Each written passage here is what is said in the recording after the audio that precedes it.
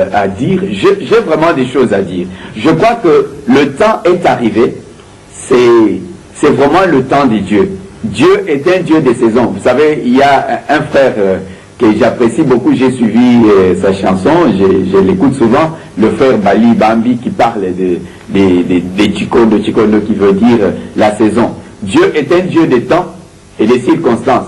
Il est le Dieu des saisons. La Bible dit, dans les derniers jours, je répandrai de mon esprit sur toute chair. Vos fils et vos filles prophétiseront et vos jeunes gens auront des visions. Et ce temps est un temps aussi pendant lequel Dieu est en train de mobiliser son armée. Ceux qui étaient dans l'église, qui ne pouvaient rien faire, mais qui s'étaient seulement livrés dans la paresse, doivent comprendre que Dieu les appelle à la mission.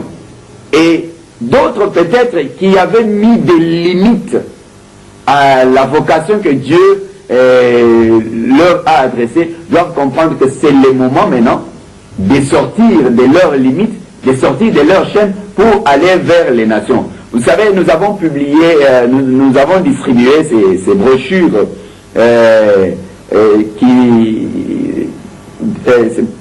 c'est un dépliant plutôt sur lequel nous avons écrit « Sauver la mission dans le monde ».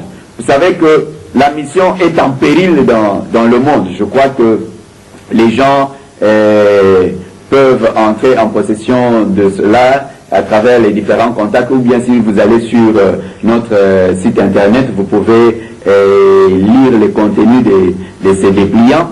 Vous savez que le sens de la mission n'existe plus, comme je l'ai dit tantôt, bien-aimé. Vous savez qu'actuellement, les serviteurs de Dieu sont plus concentrés sur l'exhibitionnisme peut-être vestimentaire, et voilà, je peux avoir ceci, je peux avoir cela, mais ce qu'on reçoit, on l'investit rarement pour l'œuvre de Dieu.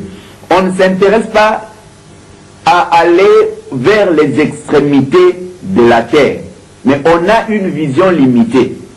Mais ce que je peux dire aujourd'hui, c'est que j'appelle tout enfant de Dieu, tout serviteur de Dieu, à revenir sur l'ordre suprême, c'est lui qui est d'aller vers les nations. Donc la mission, que l'Église revienne sur sa mission, comprendre qu'elle est missionnaire, elle n'est pas statique, elle est dynamique, elle est appelée à bouger, à aller vers d'autres nations, pas aller faire l'évangile des ghettos, c'est-à-dire aller rechercher les Congolais dans le monde, mais aller vers les Congolais, mais aller aussi vers les païens, comme Jésus-Christ a dit. Non, pas seulement, aller aussi vers d'autres nations. À tous ceux qui l'ont reçu, là, donner le pouvoir de devenir enfants de Dieu. Je crois cela, bien-aimé. Je crois que vous avez cela, vous avez cela dans votre Bible. Amen. Donc, Dieu ne nous envoie pas seulement vers les Congolais.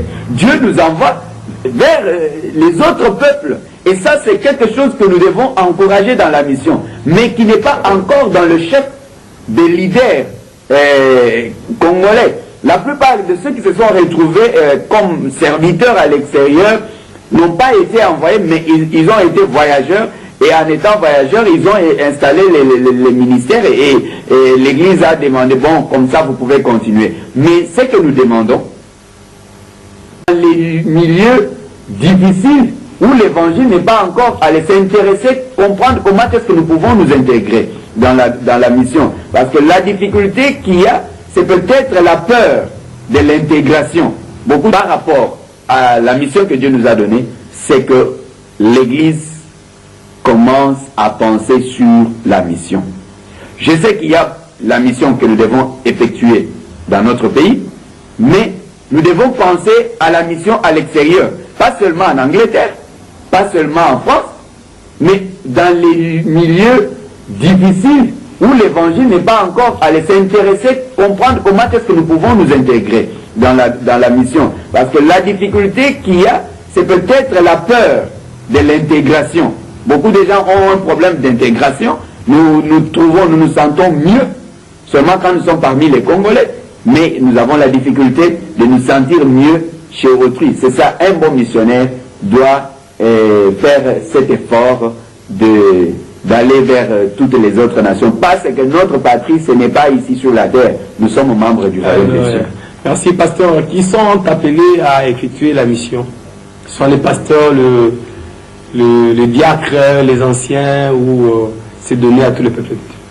Mon frère, je crois que au moins les notions de base, les notions élémentaires, nous font comprendre que tout chrétien a le devoir de faire la mission. Tout chrétien peut faire la mission. Ouais, je vous donne un exemple. Nous sommes ici, dans ce pays d'Égypte. Parfois, nous avons la difficulté de trouver des instrumentistes. Et tous les instrumentistes se dirigent seulement soit en Angleterre, soit en Belgique, soit en France. Mais un frère qui n'est pas pasteur, mais qui est un joueur d'instruments, qui est un joueur de piano, qui est un joueur de guitare, peut dire, je veux me rendre là où on veut que le règne de Dieu descende, que Dieu soit glorifié. Moi, je veux utiliser les dons que Dieu m'a donnés dans la mission. C'est pour vous dire que c'est lui qui peut faire la mission. Ce n'est pas seulement le pasteur, ce n'est pas seulement l'évangéliste. Un pianiste peut faire la mission. Un guitariste peut faire la mission. Un intercesseur peut faire la mission. Vous savez que le pays dans lequel nous nous trouvons actuellement, c'est un pays historiquement diabolique dans un sens. Permettez-moi le terme. Parce que vous savez, vous connaissez vous tous l'histoire de Moïse et des pharaons, les magiciens des pharaons qui sortaient aussi des serpents. Et cela continue. Beaucoup d'hommes politiques, beaucoup de responsables, beaucoup d'autorités viennent puiser leurs forces, des forces mystiques dans ce pays. Et ce pays, pour les occultistes, est considéré comme un bijou spirituel, comme un trésor spirituel. Alors c'est à nous, les enfants de Dieu, de comprendre que non, nous devons envoyer les missionnaires. Qui est missionnaire? C'est celui qui chante, c'est l'intercesseur, c'est l'évangéliste, c'est le pasteur, c'est toutes ces personnes. Nous en avons besoin pour que nous établissions vraiment le royaume de Dieu. Que nous établissions le royaume de Dieu et que nous puissions démolir tout ce qu'il y a comme hôtel des ténèbres. Donc la mission n'a pas de limite. On ne peut pas dire, en vérité, on ne peut pas dire que non, la mission c'est seulement l'évangéliste, la mission, le docteur ne doit pas aller à la mission. Non, nous avons besoin de ceux qui parlent de combat spirituel. Ils forment des soldats pour le combat. Nous avons besoin de ceux qui savent chanter, parce qu'il y aura d'autres combats que nous pourrons remporter. Il y aura des victoires que nous pourrons remporter au style des murs de Jéricho. C'est-à-dire, nous aurons besoin des gens qui doivent chanter. Nous avons besoin des gens qui parlent comme Jérémie, donc des prophètes des nations. Nous avons besoin de toutes ces catégories de personnes. Nous avons aussi besoin des administrateurs, ceux qui ont l'onction de Daniel. C'est-à-dire ceux qui peuvent montrer voilà comment nous pouvons faire les choses. Donc je crois que tout enfant de Dieu, toute l'église, bien aimée, toute l'église est appelée à la mission. Merci pasteur, vous avez parlé de la mission, on va voir beaucoup plus à l'extérieur du pays, mais que dites-vous de cette chanson?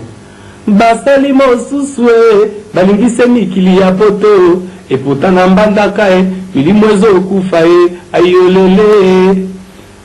Bon, ça dépend de la conception de la chanson. Parce que même la Bible, Jésus a même dit aux enfants d'Israël, aux apôtres, à ses disciples, de commencer d'abord à Jérusalem.